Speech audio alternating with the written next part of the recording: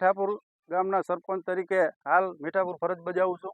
અમારે હમણાં ચોમાસા પહેલાં પુલ બનાવેલ ત્યારે ગામ લોકો અને મારી પણ સારી એવી રજૂઆત હતી કે ભાઈ અહીંયા પુષ્કળ પ્રમાણમાં પાણી આવે છે અને અહીંયા 3 ગાળાનો પુલ બનવો જોઈએ.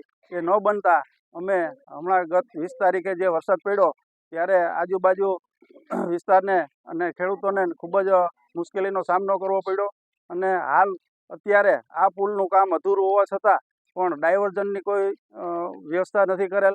હાલ ડાયવર્ઝન પણ વોકડામાં હોય, એ ડાયવર્ઝન પણ પાકું કરવું પડે એમ હોય ત્યારે જ ખેડૂતો પોતાના ખેતરે જઈ શકે અને પોતાની જણસી ઘેરે લઈ આવી શકે એવી પરિસ્થિતિ હાલ અહીંયા ઊભી છે. અત્યારે તંત્રને ખૂબ રજૂઆત કરવા છતાં આ સમસ્યા બહુ ગંભીર છે અને એને ગંભીરતા લીધી નથી એ અમને ખૂબ દુઃખ છે. ત્યારે અમે એવું ઈચ્છીએ છીએ કે ભલે અત્યારે પુલ એનો કદાચ ન બને તો અમને ડાયવર્ઝન સારી રીતે કરી આપે તો પણ ખેડૂતો સંતોષથી એની વાડીએ જઈ શકે. એ માટે અમે આ સરકારને ધ્યાન દોરવા માગીએ છીએ.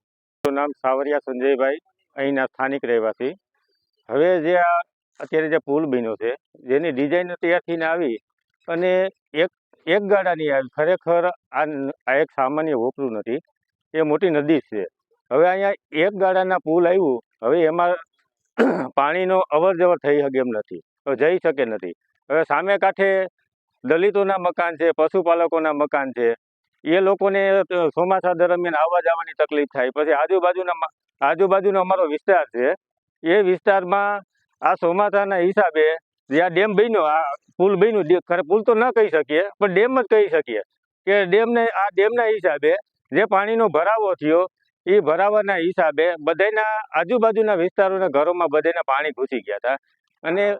અને અમારી તંત્ર પાસે એટલી રજૂઆત છે કે જ્યાં એક ગાડાનો પુલ બન્યો એની જગ્યાએ 3 થી 4 ગાડા બીજા ઉમેરવામાં આવે તો જ સમસ્યાનો હલ થઈ શકે તેમ છે.